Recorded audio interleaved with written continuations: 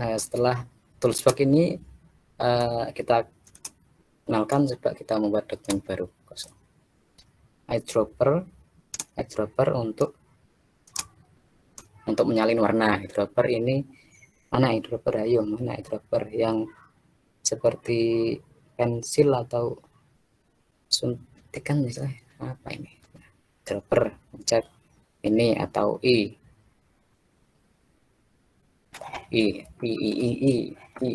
pencet, terus V untuk ini, aktifkan ini, pencet ke sini.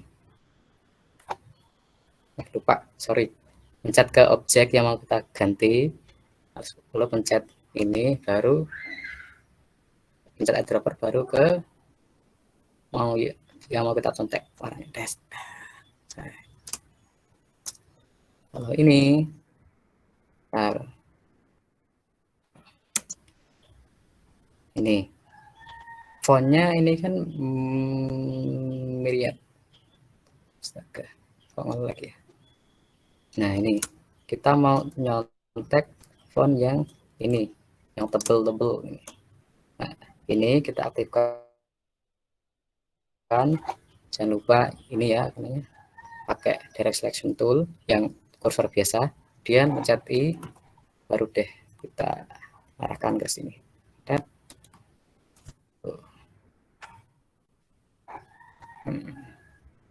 Jika selesai apa-apa, pencet V ya, biar balik ke direct selection tool, selection tool. Ini, oke, gampang kan? Gampang. Kok agak ngelag laptop saya. Artboard ini artboard. Ini untuk membuat seperti ini artboard lembar kerja. Nah, ini kita bisa semau kita bikin lembar kerja berapa, enak. Kalau diekspor nanti akan otomatis kepotong di sini. Gitu. Kayaknya gitu artboard. Jadi untuk bikin feed IG atau carousel IG itu enak banget pakai ini, pakai AI. Kalau carousel kan nanti minggir ke samping nih kan ya. Kalau kita bikin artboard yang ke samping, misal di sini terus di sini. Nah, itu gampang nanti mau lihatnya gampang, arahnya gampang. Dan tool zoom, jangan lupa ALT, alt, pakai ALT dari sini. Zoom sambil scroll, ALT scroll. Kalau pakai mouse, kalau pakai trackpad atau touchpad ya ALT sama touchpadnya dijepit sama di mouse ini. Bisa. Kalau saya sarankan kalau mau desain pakai mouse biar enggak terlalu capek tangan dan jari-jari kita. Saya pernah soalnya dulu bukan desain sih, tapi ngedit video pernah pakai touchpad. Setelah itu seminggu jari-jari saya kemeng itu apa ya, sakit tadi pakai itu. Setelah itu langsung beli mouse, nyari mouse. Nah, ini untuk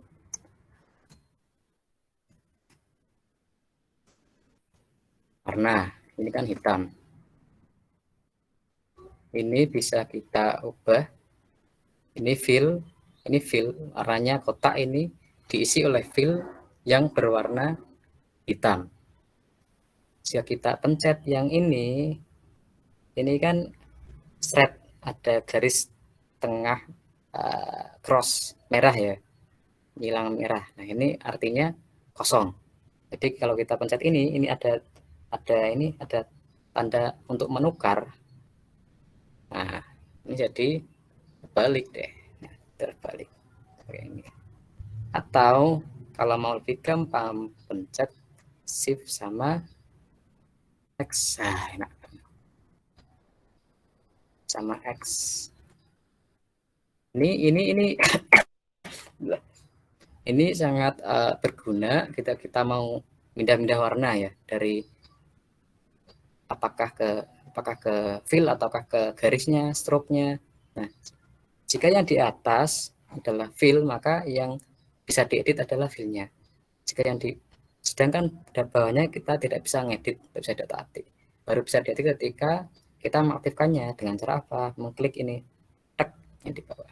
Oh, kan berubah jadi di atas kan. Nah, pencet lagi yang ini, tek. Nah, jadi aktif.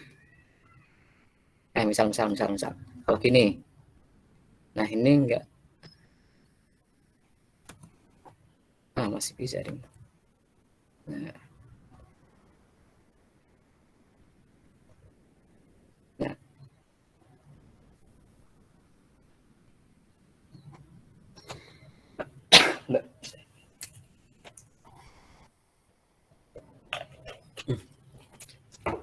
Kita fokus ke kenalan tool-tool dulu. Nah, gini. Oke, contoh dikit.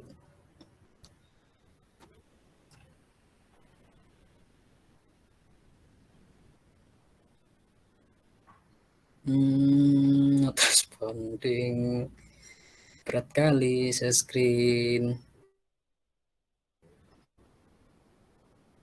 Berat kali.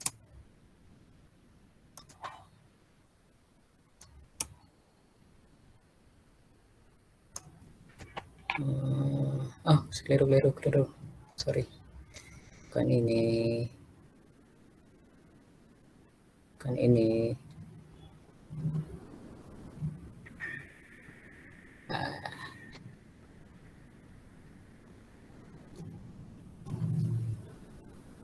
Itu tadi jangan lupa tool-tool yang biasa kita pakai ada berapa tadi?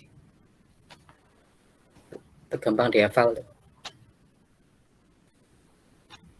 Yang sering dipakai cuma itu. Kalau mau ekspor, nah kita bisa ekspor sendiri-sendiri. Tak bisa kita coba-coba atau melihat tutorial di YouTube, mencarinya.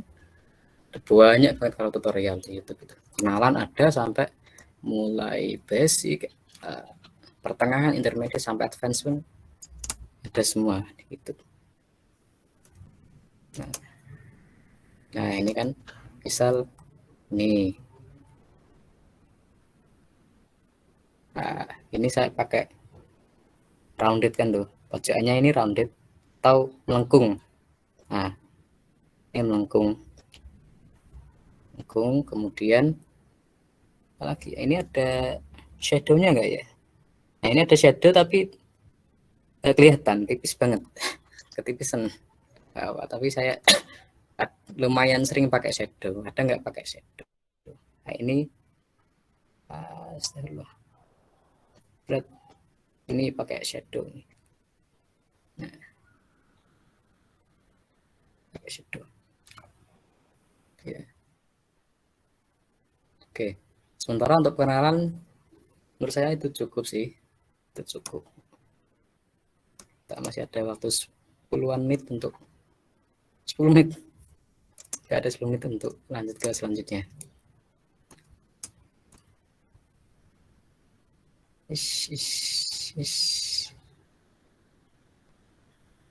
Shift F. Nah, mari berdiskusi. Set. Oke. Bismillahirrahmanirrahim. Nah, saya mulai begini dengan pertanyaan. Dalam konten desain dakwah, kita sedang mengamalkan gerakan trilogi gerakan 3B, belajar, berjuang, bertakwa. Nah, cara nggak langsung loh. Nah, kenapa saya bisa melakukan seperti itu? Nah, nggak percaya?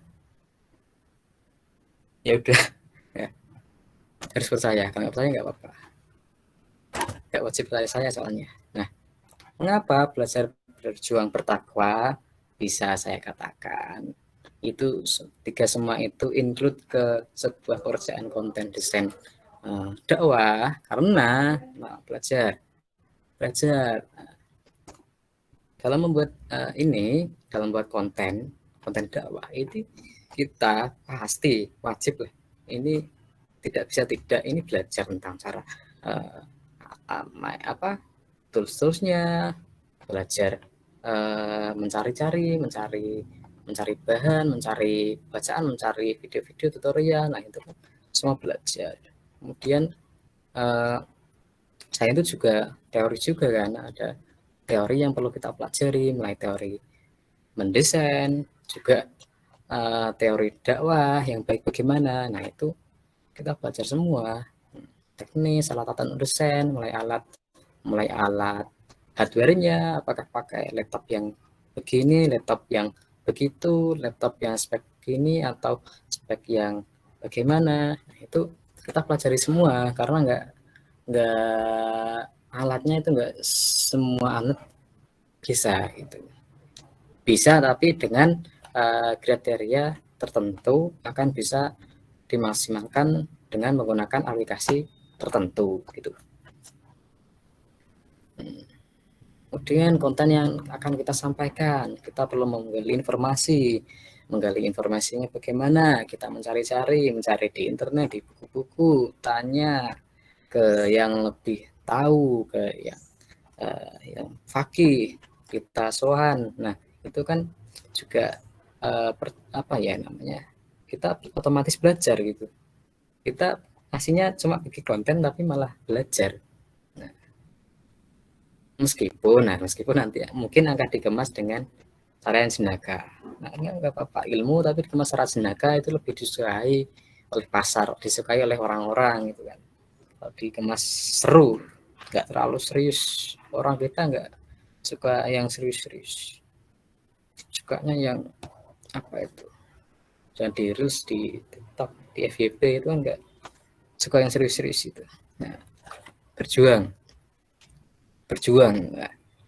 Nah, totalnya selain berjuang membuat sebuah konten dakwah tentulah bukan suatu langkah yang segala-galanya menyenangkan. Ada keringat, ada peluh, jam yang tak terhitung untuk belajar, untuk mensurvei riset dan sebagainya, ongkos ngopi wifi, serta bukan tak mungkin tagihan listrik rumah yang semakin meninggi. Apalagi yang pakai PC, pakai komputer gitu, itu pasti lebih lumayan makainya itu.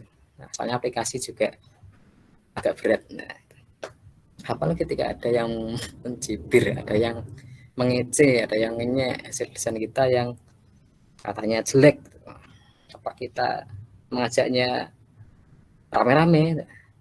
Jangan kita kalau kita beritikat baik, kita bisa bertanya, kan kita niatnya belajar. Nah, bukan hanya klarifikasi tapi belajar. Jeleknya di mana? Nanti kalau dia kasih tahu, dia akan kasih saran, ini loh gini, warnanya terlalu bonjreng gitu, menyolok mata, atau fontnya terlalu dekoratif, terlalu aneh-aneh fontnya. Nah itu perlu untuk kita terima gitu. Jadi masukan yang baik buat kita gitu. Jadi kalau ada yang komen, nggak perlu takut untuk bertanya. Kalau saya itu, kalau malas dinyain ya diemin saja, itu udah enak, nggak usah diambil hati lah. Kemudian bertakwa. Nah, bertakwa ini saya maksudnya lebih ke dalam niat ya, niat yang lurus bahwa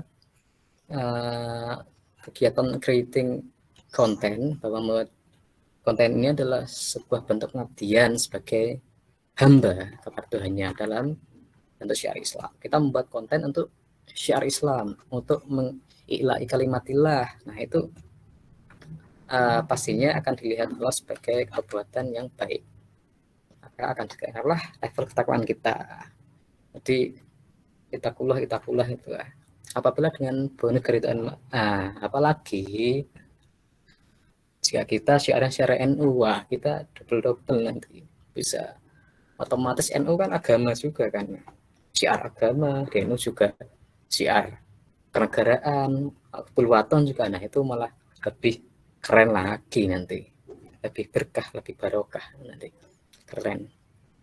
Nah, tapi membuat konten desain ini auto 3B. Nggak cuma belajar doang atau misal capek berjuang doang, tapi juga ketiganya dapat semua. Nah, ini berapa akun IG yang bisa kita jadikan referensi atau saya jadikan referensi. Pertama ini ada akunnya individu, ada perseorangan, ada yang apa ya, organisasi lah ya, lembaga gitu.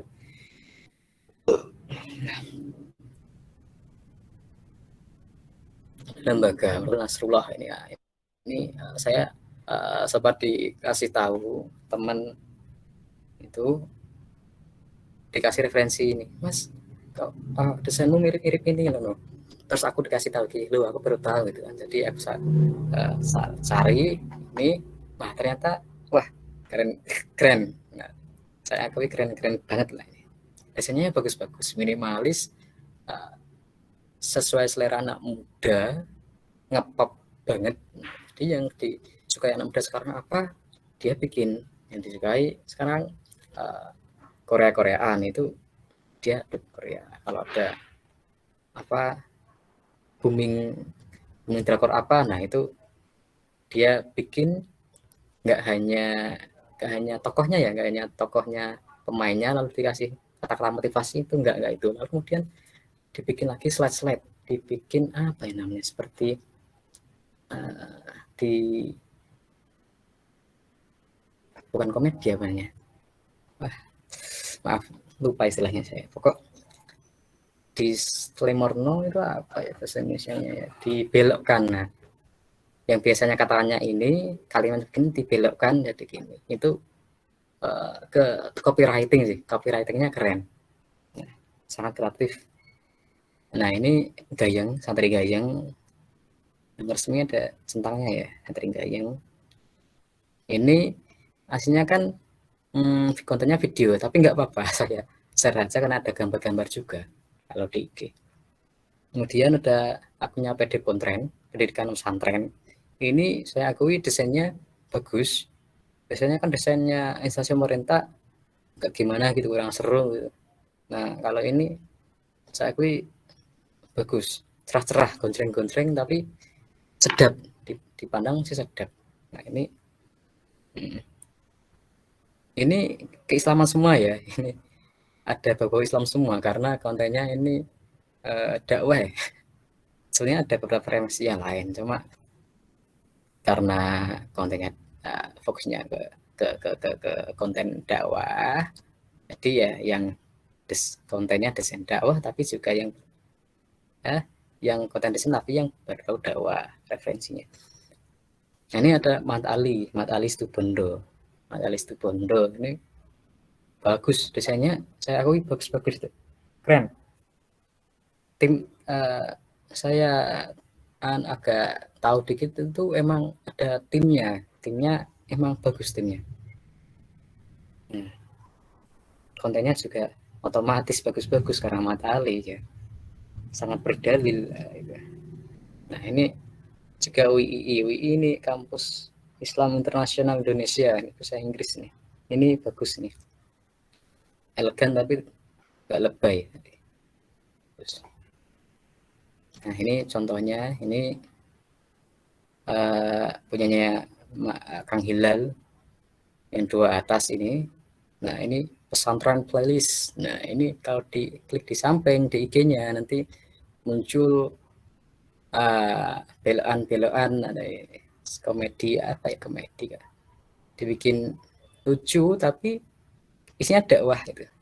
Biasanya dia mengiklankan isi pesantren, dalam pesantren itu budayanya bagaimana, mengenalkan pesantren keluar ke publik luar lewat apa, lewat konten desain. Dan ini cukup rame kayaknya. Nah ini ada Mondo I'm Loving It. Ini siapa ini ya, masa Taehyung saya ini. Nah ini ada lucu-lucu kayak ini, lucu-lucu dia. Saya suka lucu-lucu soalnya. Nah ini Santri Gayeng yang pojok bawah ini. Santri Gayeng seperti ini. Nah ini kalau di iPad seperti ini mudah banget. Mudah banget kalau mau, tapi kalau saya karena malas jadi nggak terlalu suka bikin ginian. Ini kan kartun ini kan, objek orang. Ini kalau di AI mudah banget bikinnya. Tinggal bikin pakai pen tool membentuk objek, lalu kasih warna di gradient, dikasih gradasi, sudah itu jadi. Pakai bikin bentuk-bentuk kan gampang pakai AI. Nah, kemudian ada Ahmad Ali. Nah, ini Mbah Kiai Kiai Afifuddin Muhajir. Nah, ini kata-kata bijaknya. Ini bisa saya zoom, sorry lupa. Nah, tak perlu ngupdate karena keberhasilanmu mencapai apa yang diinginkan belum tentu benar-benar membuat hatimu lebih bahagia dari sebelumnya. Ini isinya. Ketika mesti kita kan tampaknya berhasil, tapi kadang kita malah kurang bahagia itu intinya gitu. Nah, ini tergayang ucapan sebaiknya orang mukmin lebih memperhatikan dan jaga lisannya daripada angkat tapak kakinya. Ada iklannya juga ya. Sukun. Nah, ini jadi tren. Nah, ini keren kan, ini modern, sporty. Ini elegan. Kalau instansi profesional gede-gede itu kan biasanya mainnya gini, desain seperti ini elegan. Elegan itu biasanya pakai warna emas gini, emas biru gitu. Apa ya, royal tuh mewah, kesannya mewah, tapi tetap rapi, tetap bagus. Sudah nggak ya? Oh, sudah cukup itu dulu. Kita diskusikan lagi setelah ini di tanya-tanya jawab. Terima kasih, monggo saya alihkan ke moderator.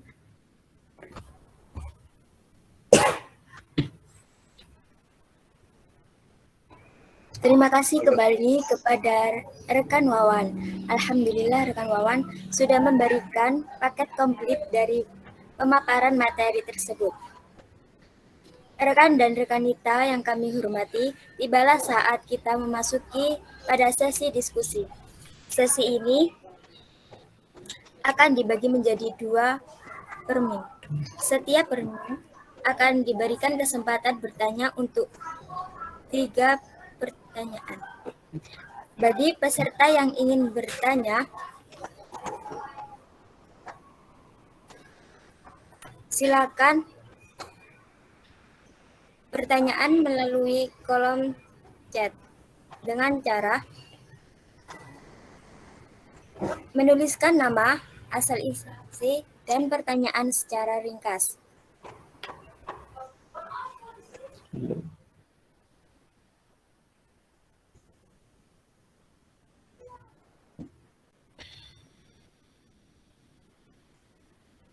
Bagi yang bertanya disilahkan. Yang mau.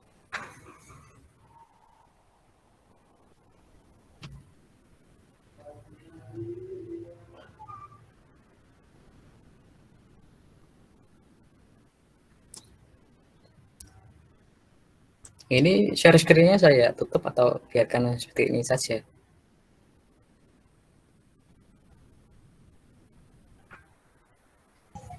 Apa rekan? Share screen-nya saya tutup atau saya biarkan? Share screen.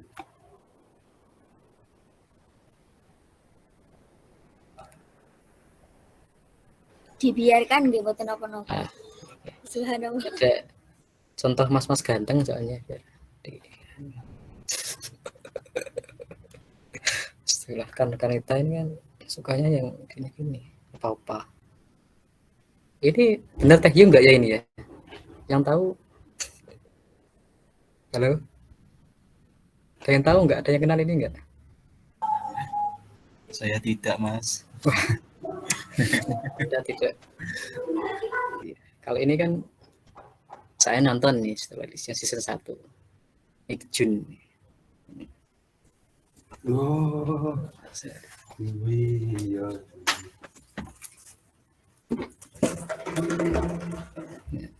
Ini coba nanti setelah ini cek IG-nya Mas Kang Hilal. Nah, ini bagus.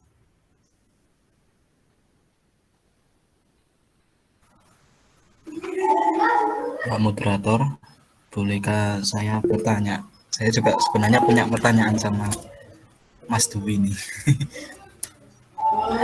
Silakan Ranwa. Oke, biar adil ya. Saya juga ingin memperkenalkan diri dulu. Jadi sebelumnya perkenalkan rekan-rekan kita yang di sini. Nama saya Wahyu. Saya dari PKPT Ibnu Winsa. Ya. Niki Mas Dwi. Yang saya tanyakan itu, ya saya kan juga pakai Adobe Illustrator gitu Mas. Cuma basicnya itu lebih ke Adobe Photoshop. Ya, walaupun enaknya kalau pakai Adobe Photoshop ya yang tadi itu aplikasinya berbasis pixel. Kalau di Zoom itu kotak-kotak. Saya pakai Adobe Illustrator itu buat mecah project aja. Buat ditata jadi feed dulu. Nanti kalau sudah ditata, eksekusinya pakai Adobe Illustrator. Seringkali ketika pas saya buat feed itu, filenya itu korup Mas. Jadi kalau tak tinggal bentar, tak tinggal sebentar laptopnya itu, berapa menit gitu jeda. Pas saya kembali lagi menggunakan, itu filenya korup. Disimpan nggak bisa. Jadi saya harus menata project lagi dari awal.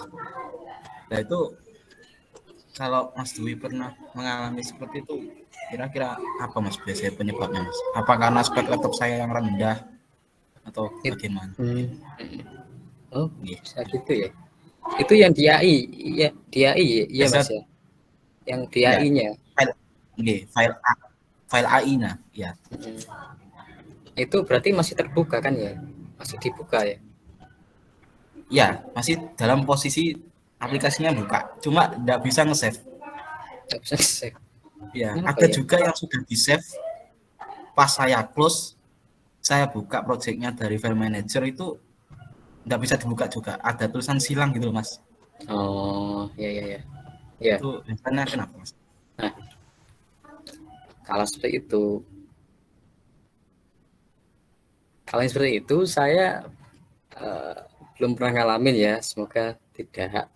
Tapi saya pengalaman buruknya pakai AI adalah ketika sudah buahnya misalkan feed kan panjang kan, itu sering ketika di save setelah di save kan saya keluar, kita buka aplikasinya, recent files, kita buka, klik file itu, nah itu biasanya nggak kesimpan, kadang nggak kesimpan. Nah, padahal kan sudah di save kan, tapi saya buka kok nggak kesimpan. Nah setelah itu saya iseng-iseng deh, ini kan di folder kan, saya taruhnya di folder projectnya itu, saya cari cara buka-buka, kok ada file dengan nama aneh itu, kayak kode-kode angka dan huruf panjang gitu, terus ekstensinya titik di akhir tuh, titik TMP. Nah nggak salah TMP ya, TMP itu saya buka, itu cari yang tanggalnya paling baru dan jamnya paling baru. Nah itu kita saya buka itu, nah ternyata nge-save-nya di situ, save-an saya yang baru tadi itu. Kalau saya itu Mas, biasanya terjadi itu. Biasanya itu ketika saya edit feed pondok itu juga baru kejadian saya kemarin, nggak ke save. Jadi saya buka file yang aneh panjang itu, baru bisa lagi saya rename dengan nama yang benar. Itu kalau saya biasanya kalau sudah itu mungkin itu Masnya nge-save-nya apakah sudah tuntas, benar-benar save selesai 100%? Karena emang agak lama nge-save-nya Illustrator itu. Ketika Ctrl Shift itu, Ctrl S itu, kadang emang loadingnya lama kan itu. Saya pakai SSD cepet aja, agak loadingnya kayak langsung seret gitu, enggak. Soalnya banyak isinya kan. Oke, sudah Mas, sudah sampai 100%. Terus habis itu munculnya itu kan not responding ya Mas ya. Saya kira mungkin itu spek laptop saya. Saya nunggu kan Mas sampai selesai not respondingnya. Tapi di file manager tempat saya nyimpen di foldernya itu bukan nenten, nggak muncul. Tapi ketika saya buat layar baru, pas nggak kena masalah, ya lancar-lancar saja, bisa. Itu kalau boleh tahu pakai versi berapa, Mas? Tahun berapa? CC 2020, Mas. CC 2020. Terlalu baru itu, terlalu berat itu, Mas. Rekomendasi saya diturunkan. 2015 saja lah. Speknya bagaimana sih? Itu RAM-nya 4, HDD-nya 1 tera. Anunya, apanya? Ya, prosesornya. Prosesornya kalau yang di sini tuh seingat saya, kalau nggak pakai lihat aja, tinggal ngecek dulu. Itu AMD A9. Oh, A9 itu kalau saya rekomendasi pakai itu saja yang 2015. Itu insya Allah masih mendingan untuk dipakai. Kalau 2020 memang berat, semakin berat semakin berat. Saya sendiri i3 Gen 7, i3 Gen 7, RAM saya upgrade 8, SSD semua, itu pun pakai ya baru lancar, pakai yang terbaru masih aman. Pakai 21 sih saya pakai 21, yang terbaru kan 2022. Saya bisa saja pakai yang 2022 karena saya tuh pengennya pakai yang lawas karena lebih enteng, kan kebutuhan saya sudah tercukupi dengan aplikasi yang lawas kan, yang lama kan, dari 2015, 2017 misal. Kebutuhan saya sudah selesai dengan itu, tapi kenapa saya yang baru? Kenapa saya pakai yang baru? Karena saya kebetulan dapat akun Adobe gratis gitu selama 2 tahun. Nah, itu biasanya cuma install yang baru-baru saja versinya. Nah, jadi saya ya sudah dapat akun gratis kan. Kalau berlangganan kan bulanan mahal, 300 kan. 300 itu pakai student 300. Nah, dengan saya ini dapat cuma-cuma, ya wes saya pakai saja. Lebih berat dikit nggak apa-apa lah. Nah, itu kalau saya gitu, Mas. Kasusnya saya itu tadi masalahnya di AI itu kadang seperti anehnya. Kalau di Corel dulu saya juga banyak masalah. Tapi lupa apa saja. Makanya saya pindah. Selain yang kalau ketahuan itu kan ya, kalau bikin pelatihan lalu Corel, kemudian baru install ulang kan aman nggak? Nah, baru install aplikasi kan aman kan? Lalu jeda berapa hari, orangnya nyambung wifi, nah itu udah konangan, udah ketahuan bajakannya udah nggak bisa dipakai, kasihan kan. Jadi itu penting AI lebih, kalau bajakan masih aman dari ketahuan itu. Kalau Adobe itu gimana ya, untuk aplikasi gini kan yang kita pakai ini aplikasi berbayar karena untuk profesional, pekerjaan komersil, pekerjaan yang menghasilkan uang. Kita mengerjakan sesuatu yang menghasilkan uang, itu kita dinamakan seorang profesional.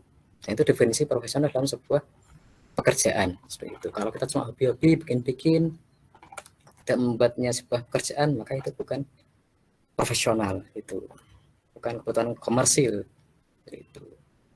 Maka seperti aplikasi Adobe ini, Corel itu kan aplikasi untuk komersil, untuk orang profesional, makanya berbayar, berlangganan atau beli.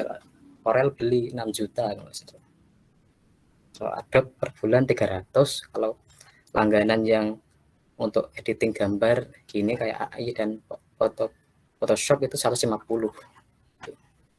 Gak ada paket video dan sebagainya.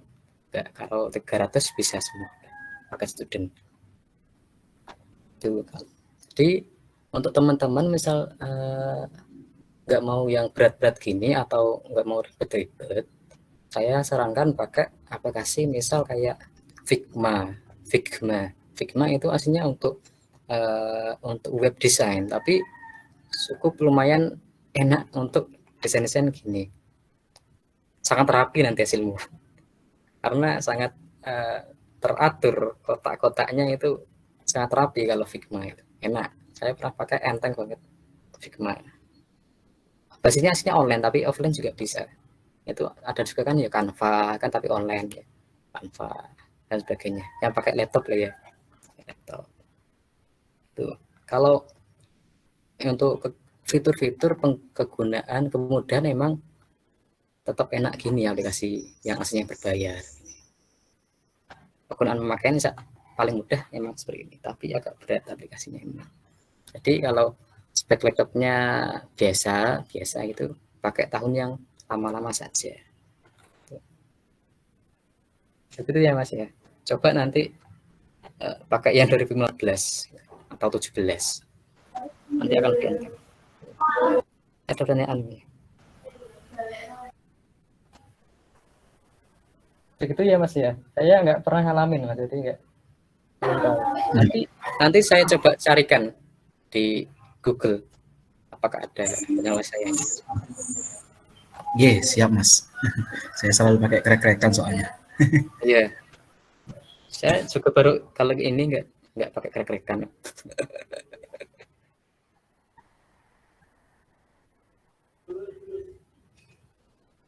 Ada pertanyaan lagi.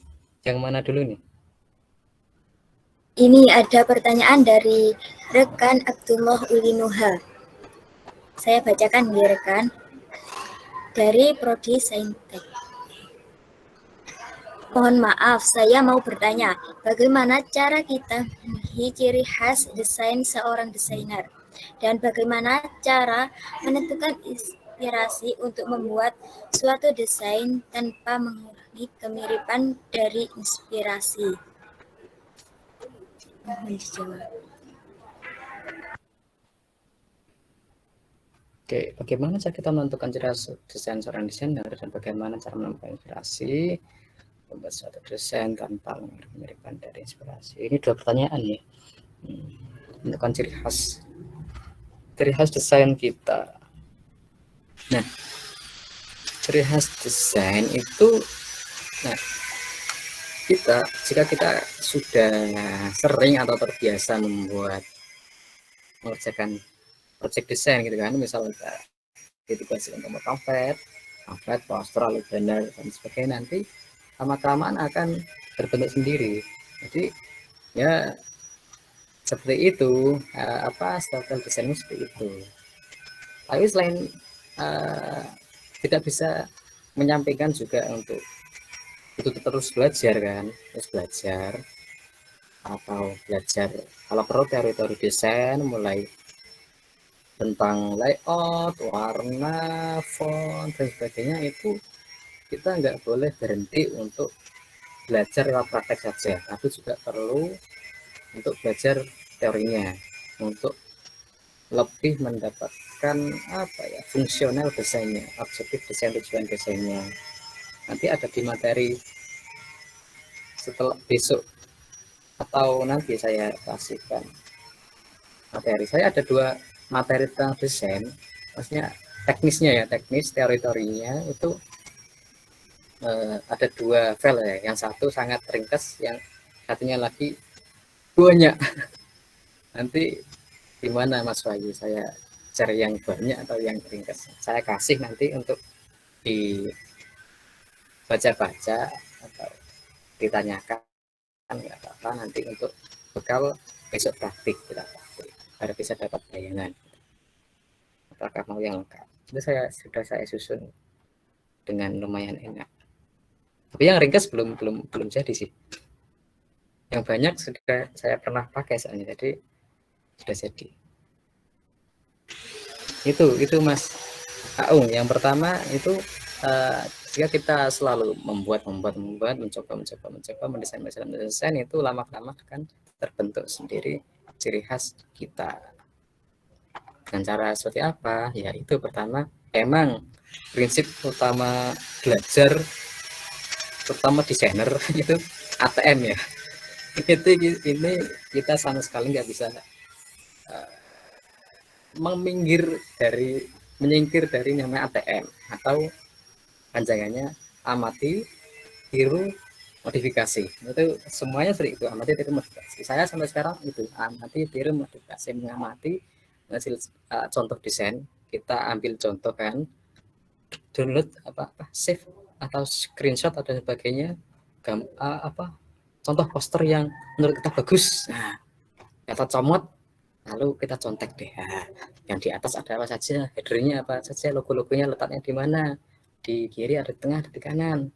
Kemudian orangnya letaknya di kiri, kanan atau tengah, atau jajar-jajar atau gimana. Kalau banyak orang bagaimana letaknya, outingnya bagaimana. Nah, itu fontnya gede kecil, berapa macam serisnya, tebal tipisnya, bagaimana. Nah, untuk ngasih warnanya bagaimana. Nah, kita pertama contek dulu, nggak apa-apa, contek, lalu ubah dikit, ubah, misal fontnya diubah dikit.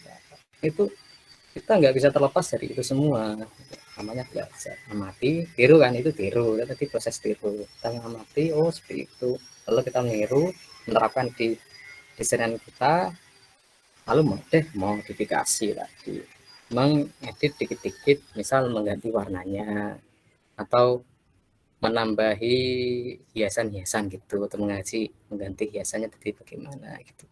Itu nggak apa-apa, itu nggak apa-apa, bukan plagiat. Plagiat itu kalau nyontek, tiru, amati, tiru, berhenti ditiru, itu baru plagiat.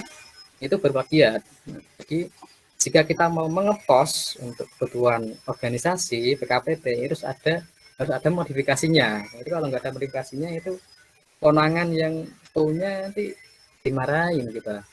Pernah loh, ini info saja ya. Tapi rahasia buruk PKPT ini ini nggak tahu siapa yang bikin ini, kan banyak orang yang terkenal kan ya, apa kan ya. Nah, jadi ada poster gitu, kegiatan apa, diposting, saya post saya share di story WA saya, lalu di komen di sana, teman saya di komen, loh, wih ini, kadang kan saya dipanggil Dwi juga, wih ini kok sama-sama ini ya, persis loh. Cuma diganti anunya, backgroundnya sama, letaknya sama semua, diganti gini-gini, ganti infonya sama orangnya diganti, cuma itu doang. Nah, langsung saya laporkan ke angkatan bawah saya ketika itu, kita sudah lengser.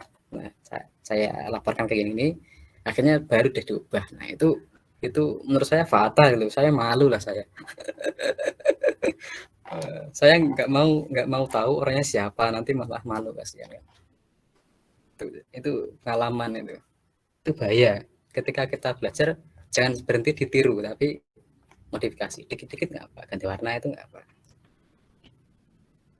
Kemudian bagaimana cara menemukan inspirasi tanpa mempengaruhi kemiripan dari inspirasi, tanpa, maksudnya membuat suatu desain tanpa mengaruhi kemiripan. Maksudnya gimana ya Mas Aung? Tanpa Mas Ulinuha, kok Mas Ulinuha, tanpa mengaruhi kemiripan dari inspirasi itu maksudnya gimana Mas Ulinuha? Mohon maaf saya kebicara. Jadi biasanya kan kalau kita menjadi inspirasi kan, pengennya tuh desain tuh seperti plug sama itu loh, walaupun dimodifikasi tapi rasa tuh nggak kok gak enak loh, kok jelek loh, nggak podo kok gak enak loh. Mereka kan bagaimana cara kita itu mengatasi itu loh, walaupun kita melihat dari inspirasi lainnya, akan tapi aku masih kurang gitu. Iya. Oke, saya mengerti. Oke. Terima kasih. Oke, sama-sama. Seperti itu.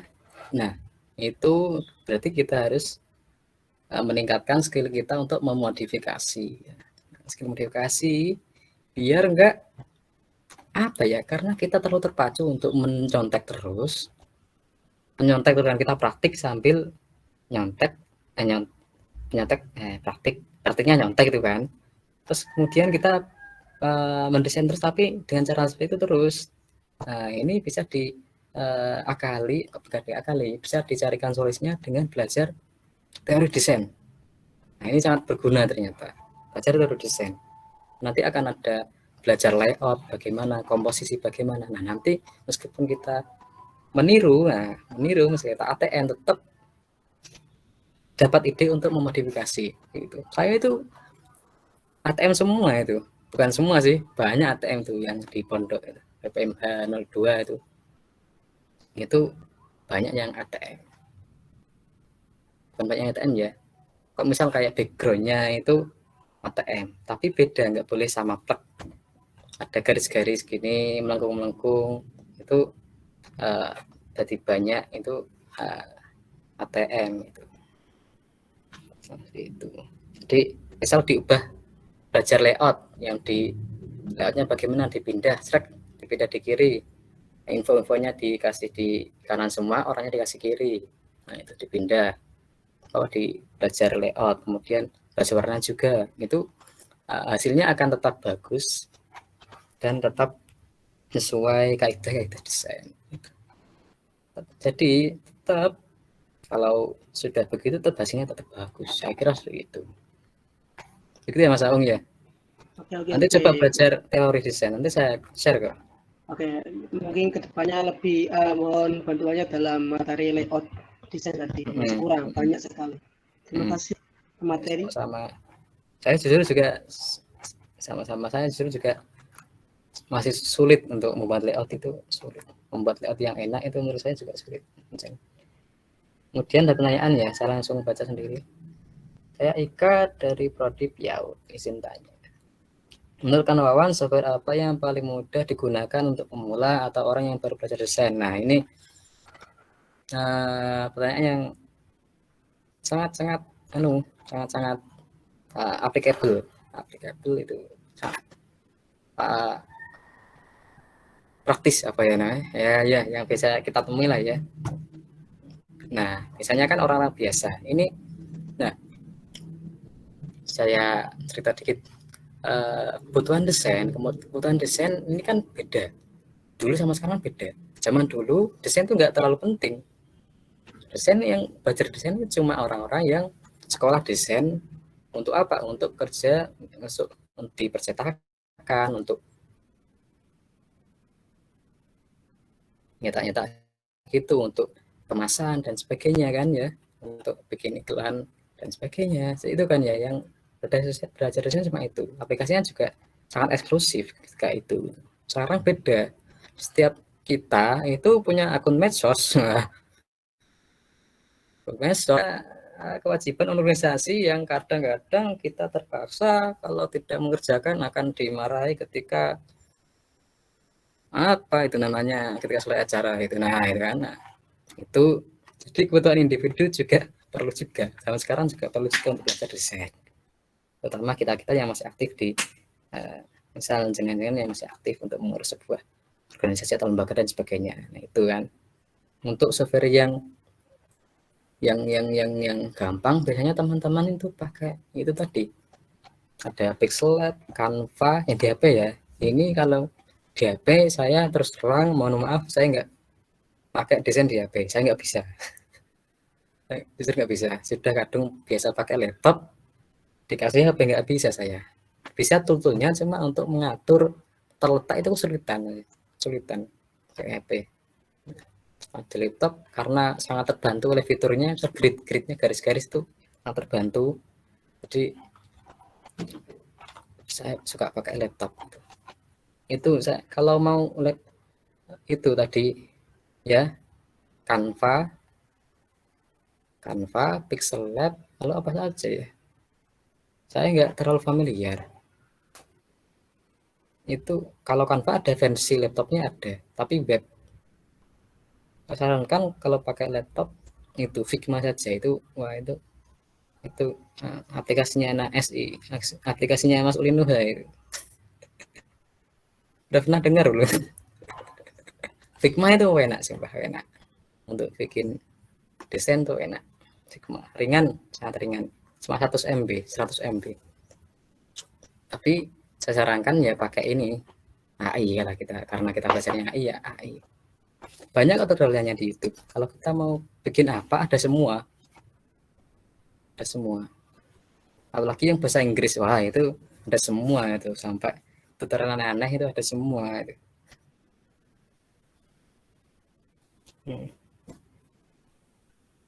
Yang paling mudah ya, saya anu saja, saya lemparkan ke teman-teman, barangkali ada yang pakai desain yang aplikasi yang mudah itu. Teman-teman ada nggak ya? Kalau saya ya itu tadi saran saya, ada Pixel Lab, Canva, itu yang di HP, entah apalagi nama yang lainnya. Kalau di laptop yang mudah itu yang mudah ya Canva, terus Figma ini tak salah tulis saja Canva, Figma, isi, terus apa lagi Pixel Lab. Oh saya tanya biasa desain pakai apa ya? Pixel Lab. Pixel Lab. Boleh. Oh, apa lagi? Ada sak paket ya, terus background eraser terus. Oh iya. Kan sering kan dulu. Slab. Ini saya tulis dua saja biar nggak bingung-bingung. Oke. Nah, ada lagi saya kasih untuk mengcrop gambar biar nggak susah-susah. Biasanya mengcrop pakai pen tool atau pen tool kan yang susah, tapi hasilnya rapi, bagus. Saya akan mengcrop pakai pen tool biar rapi. Pen tool berguna untuk mengcrop foto, enak. Saya kasih tahu bukan software tapi situs untuk menghapus gambar background, remove.bg background. Nah ini kita bisa memakai apa ini, kita coba nanti jenengan buka remove.bg ini sangat bagus ini apa ya, sangat canggih, AI-nya sangat keren untuk menghapus background. Saya akui bagus banget. Tadi malam saya coba itu kan, coba download fotonya Iqbal Ramadan, saya cropkan di sana, wah bagus hasilnya. Itu untuk latihan besok. Nah itu bagus, coba pakai remove BG ini. Kalau kita usulan remove gambar kan, misal untuk Mas mau bantuin ngedit background dong, warnanya ubah ini kan, edit crop kan kepala dong, kepala sampai leher dan crop kan sampai kepotong nih, nggak kepotong sih ya, gitu kan. Gitu kita nggak perlu minta bantuan sama orang, kita bisa sendiri dengan membuka remove.bg itu. Kita cari saja nanti remove BG di Google itu. Enak, itu keren, gratis lagi. Yuk. Apa ada lagi? Ini saya kira materinya sudah sangat simpel sekali. Materinya simpel sekali. Atau oh iya ini save, ini enggak, ini kan file ini. Untuk mengekspor ya biasa. Nah, misal contoh ekspor for screen. Nah, ini muncul semua kan, artboard 1, 2, 3 muncul semua. Kalau kita ekspor ini, wah itu ekspor semua jadi satu folder, rapi, enak. Kalau mau ngupload udah ada nomor-nomornya juga. Ini bisa kita ubah juga namanya. Nah, dikasih kode ini juga bisa dipilih yang nggak mau diekspor juga bisa. Nah sangat enak banget ini kalau mau buat fit. Nah itu nggak perlu repot. Kalau di Corel Draw saya agak lupa, tapi kayaknya belum bisa seperti ini kayaknya. Corel Draw manual dipotong-potong. Mas Wahyu bisa Mas Wahyu nggak pakai sih, yang masih pakai Corel mungkin bisa nulis atau open mic. Apakah bisa untuk motong-motong? Saya lupa.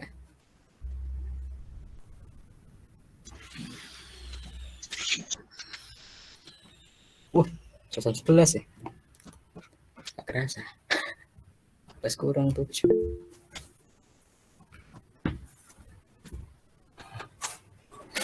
Dikarenakan waktu sudah habis, mohon maaf karena tidak dapat menampung keseluruhan pertanyaan. Maka saya cukupkan untuk sesi diskusi kali ini. Untuk yang ingin bertanya bisa langsung tekan Wawan G.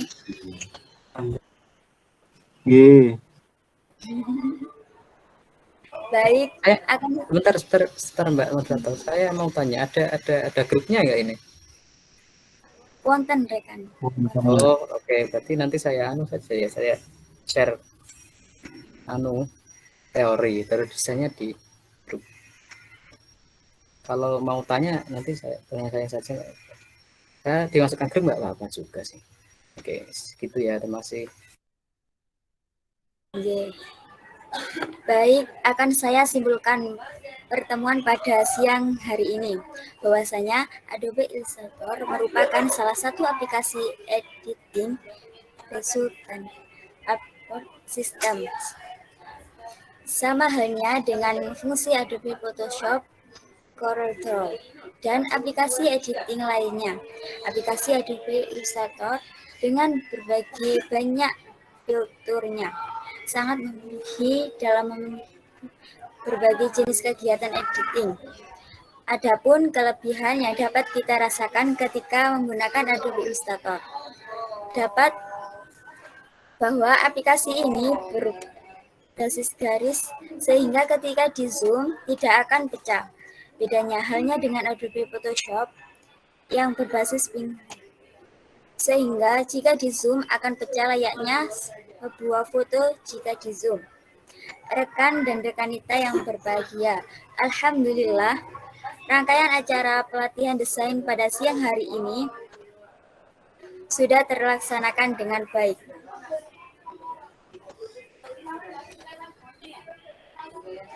Kita sudah mendapatkan pengalaman berharga dari baik yang akan dilakukan oleh rekan Dwi Senawan Ronaldoni selaku narasumber.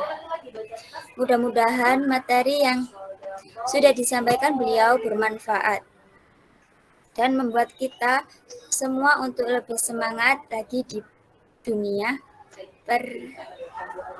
perdesainan. Dan akhirnya saya Afifanur Fauzia undur diri dan terima kasih atas perhatiannya rekan dan rekanita sekalian. Acara saya serahkan kepada pembawa acara yaitu MC Mbak Laili Rizkia. Untuk Mbak Laili Rizkia dipersilakan. Oke, saya ucapkan terima kasih banyak kepada narasumber dan moderator yang telah memandunya berjalannya pelatihan desain grafis. Selanjutnya yakni sesi dokumentasi. Dimohon untuk seluruh peserta menyalakan kameranya.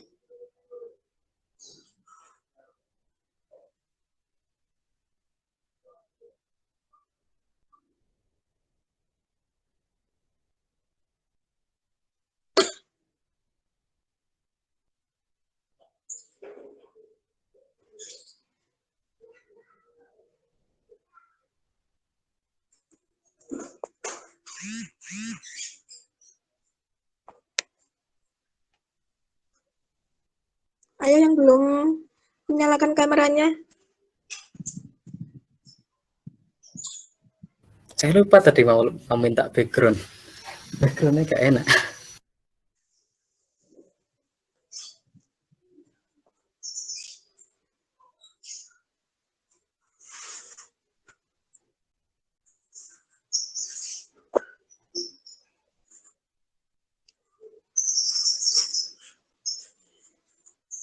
Mana rekan Wahyu? Ini tadi yang screenshot